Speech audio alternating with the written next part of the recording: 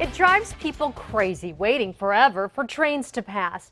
There's one intersection where up to 100 trains pass each day and can even park long stretches at a time. People there want an expensive fix, but they've been waiting a long time for it. On special assignment, News 13's Chris McKee asked the state if it will ever get done. It's a draw of small-town New Mexico. It's a nice, quiet community. Not a lot of noise or traffic, but there's an exception to that rule in Jorales, just south of Belen. We have trains 24/7.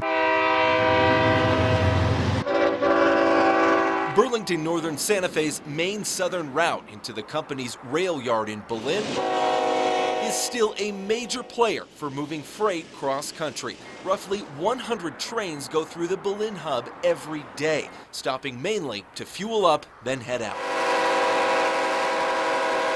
Nearby residents like Dean Jaramillo know it well. It's nice to see the trains. It's nice to see how the railroad employs people. But there's one thing wearing on neighbors. Seeing the trains, no. Hearing the whistles, no. Backing up the traffic, yes. Every day, drivers like Dean say they're getting stuck waiting for trains. Over and over again. Most of it is where the train crosses Jorales Road or New Mexico Highway 109. They pass one right after the other. The small Jorales community relies on the road as its main route into Belen. It's always blocked up. Oh, it's intense. And drivers say they keep waiting longer for trains to clear out of the middle of the road. Didn't used to be like this, did it? No, it didn't. BNSF's train yard has grown so much over the last few decades that 3 sets of tracks now cross Jorales Road. Oh no, we can wait up to half an hour. Sometimes it takes up to 45 minutes. Sometimes they'll get 4 or 5 trains in succession through there. The nearby sign tells drivers to call if they're delayed more than 10 minutes, but most of them think calling that number is a waste of time. The person on the other end of the phone just tells us that to hold on tight. There are no state or federal laws putting a time limit on trains blocking intersections. And the train crossing isn't just a problem neighbors complain about. Lawmakers have been worried about it for more than a decade. In 2005, Valencia County found the jammed-up crossing was delaying emergency response times. In 2008 and 2009, the state legislature tried to set aside millions of dollars towards rebuilding the intersection. They failed.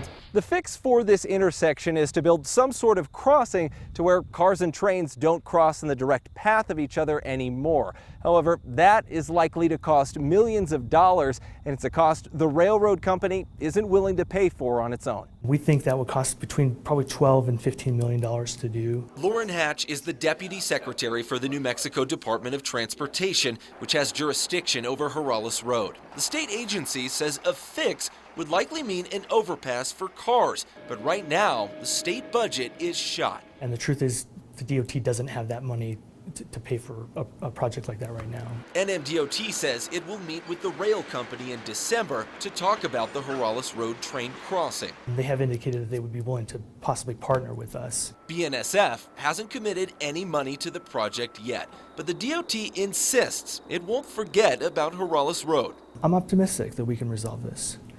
It might not be something we can resolve next week or next year, but we'll get there. But it's not what neighbors want to hear yet again. We're being delayed for too long. For now, Jaramillo just wonders how long it will be before another driver tries to beat the train by speeding around the crossing arms, or if the next traffic jam caused by a parked train will keep an ambulance or fire truck from getting to an emergency.